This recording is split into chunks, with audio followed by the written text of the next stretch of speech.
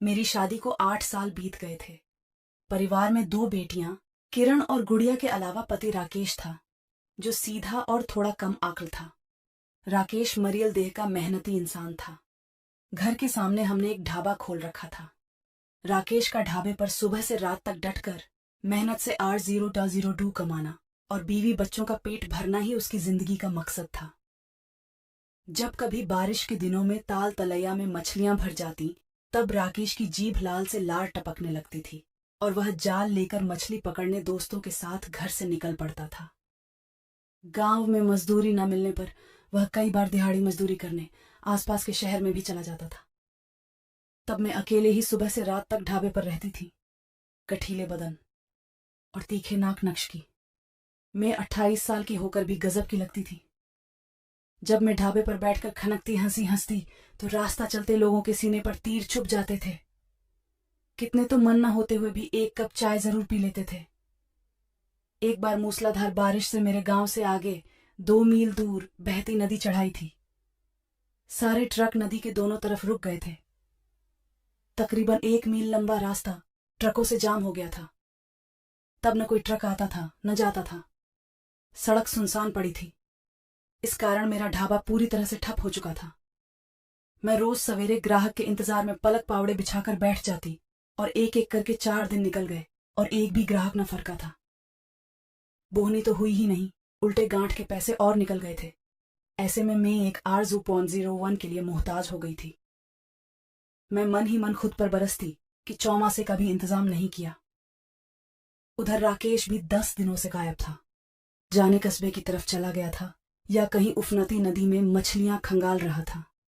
राकेश का ध्यान जाते ही मैं सोचने लगी कि किसी जमाने में वह कितना गठीला और गबरू जवान था। आग लगे इस पिठी दारू में उसकी देह दीमक लगे पेड़ की तरह खड़ी खड़ी सूख गई। अब नशा करके आता है और उसे बेकार ही झकझोर कर आग लगाता है। खुद तो पटाखे की तरह फुस्स हो जाता है और वह रात दिन भीतर ही भीतर सुलगती रहती है। कभी कभी तो राकेश खुद ही कह देता है कि रेखा, अब मुझ में पहले वाली जान नहीं रही तो तलाश ली कोई गबरू जवान जिससे हमारे खानदान को एक चिराग मिल जाए। तब मैं राकेश के मुंह पर हाथ रखती थी और नाराज होकर कहती कि चुप हो जा, शर्म नहीं आती ऐसी बातें कहते हुए। तब राकेश बोलता, अरे शास्त्रों में लिखा है कि बेटा पैदा करने के लिए गाड़ी 2 घड़ी। किसी ताकतवर मर्द का संग लेना गलत नहीं होता। कितनों ने ही किया है, पंडित से पूछ लेना। मैं अपने घुटनों में सिर देखकर चुप रह जाती थी। रास्ता रुके हुए 6ठा दिन था कि रात के अंधेरे को चीरती एक टार्च की रोशनी मेरे ढाबे पर पड़ी। मैं आंखें मिचमचाते हुए उधर देखने लगी। पास आने पर देखा कि टार्च हाथ में लिए कोई आदमी ढाबे की तरफ चला आ रहा था। वह टार्च वाला आदमी ट्रक ड्राइवर का नाम प्रदीप था। प्रदीप आकर ढाबे के बाहर बिछी चारपाई पर बैठ गया। बरसात भी रुकी थी और आबो हवा में कुछ उमस थी। प्रदीप ने बेझिझक अपनी कमीज उतारकर एक तरफ फेंक दी। वह एक गठीले बदन का मर्द था। बल्ब की रोशनी में उसका गोरा बदन चमक रहा था।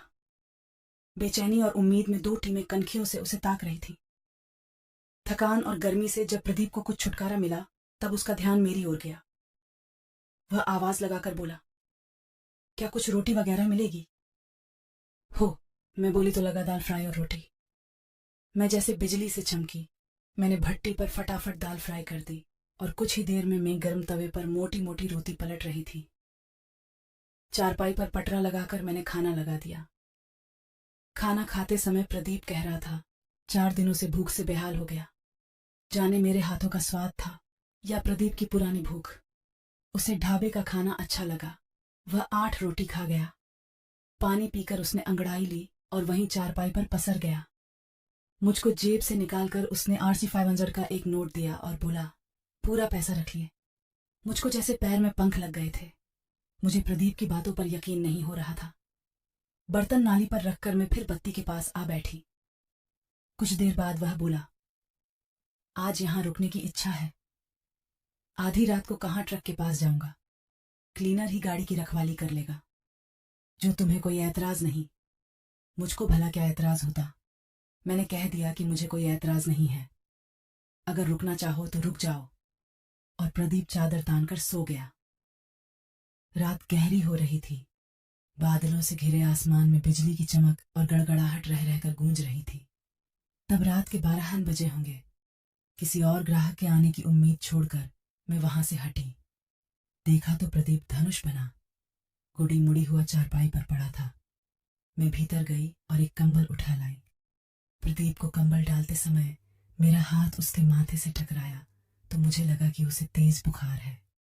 मैंने अचानक अपनी हथेली प्रदीप के माथे पर रखी। वह ठुकुर ठुकुर मुझे ताक रहा था। उन आंखों में मैंने अपने लिए एक चाहत देखी।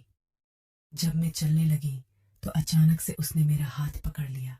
थोड़ी देर कसमसाने के बाद मैंने अपने आप को उसकी बाहों में कैद कर दिया। उसने मुझको चारपाई पर ही लिटा दिया और हम दोनों एक दूसरे में समा गए।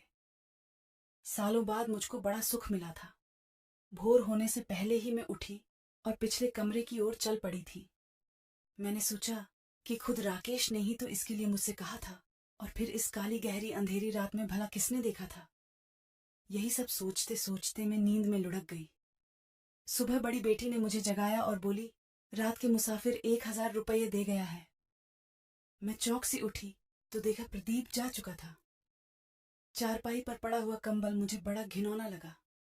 मैं देर तक बैठी रात के बारे में सोचती रही। 15 दिन बाद प्रदीप फिर लौटा और राकेश के साथ उसने खुद खाया पिया।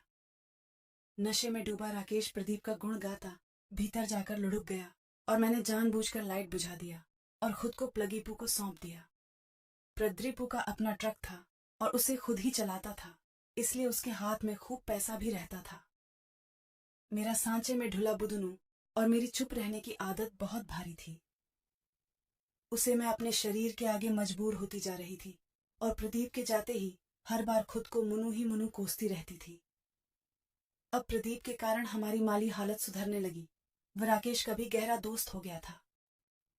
2 लड़कों का बाप प्रदीप बताता था कि कितना अजीब है कि वह लड़की पैदा करना चाहता है और राकेश लड़के की अभिलाषा रखता है। मैं चुप्पू जरूर थी, लेकिन अंदर ही अंदर बहुत खुश रहती थी। प्रदीप के कारण मैं मां बनने वाली थी। मेरा आतवां महीना था राकेश के साथ। आसपास के जानने वाले लोग भी बेचैनी से इस बच्चे के जन्म का इंतजार कर रहे थे। तब पूरे 9 महीने हो गए थे।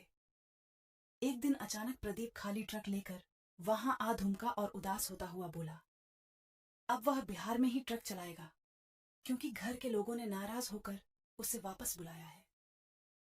ये सुनकर राकेश और मैं बेहद उदास हो गए थे। आखिरी बार मैंने उसे अच्छा खाना खिलाया और दुखी मन से विदा किया। अगले ही दिन मुझे अस्पताल आना पड़ा। मुझे दुई बुद्ध गया तो मैंने नर्स को बुलाया। आनन फानन मुझे भीतर ले जाया गया। आखिरकार मैंने बुच्चे को जन्म दिया और बेहोश हो गई। कुछ देर बाद होश में आने पर मैंने जाना कि मैंने एक बेटे को जन्म दिया है। मैंने दिल से प्रदीपू को धन्यवाद दिया, जिसकी वजह से मैंने एक बेटे को जन्म दिया था।